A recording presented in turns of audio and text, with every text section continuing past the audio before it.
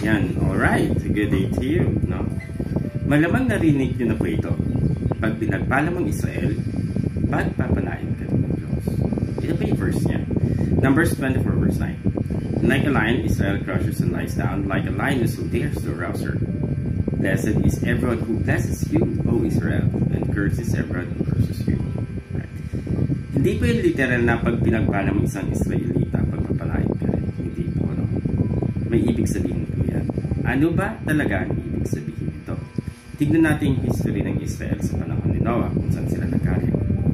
Si Noah po ay may tatlong anak, si Ham, si Shem, at si Japheth. Dahil sa isang kasalanan, ganito nangyari. Genesis 9:22 to 27.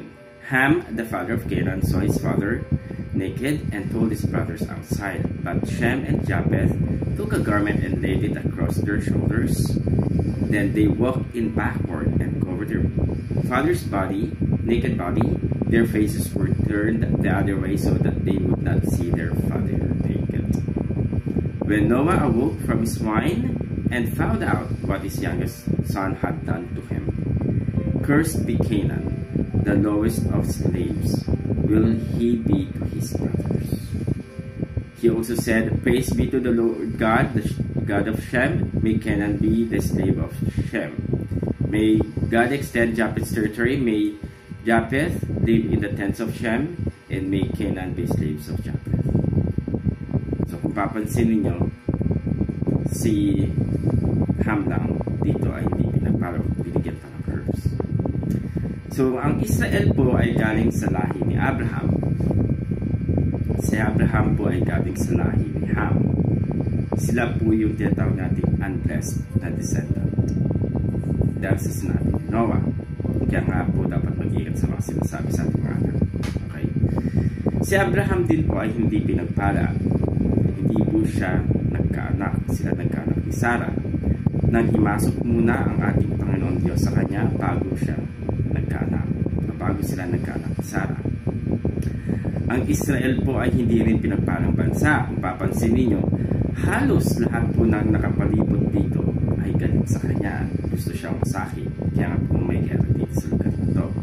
So kung papansin ninyo, si Ham is unblessed, si Abraham is unblessed, and Israel is unblessed. So ano yung ibig sabihin ng verse na to? Blessed is everyone who blesses you, O Israel, and cursed is everyone who curses you. Ibig sabihin, kung ikaw pinagpapala mo ang mga unblessed na tao o pinagpapala mo silang hindi pinagpala, pagpapalain ka rin ng Diyos. At kung sinusumpa mo naman sila, ikaw din ay susumpahin. Pinagpala, anong ibig sabihin nito? Binibigyan mo sila ng pansin, tinutulungan, kino-comfort, encourage. Yan. Unblessed naman na tao, sino sila? Sila yung mga nangangailangan, mga orphans, mga walang makain, damit, etc.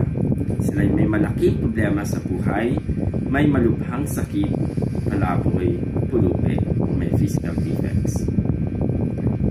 Again, yung mga nangangailangan lang. Pag pinagpala mo sila, ikaw din ay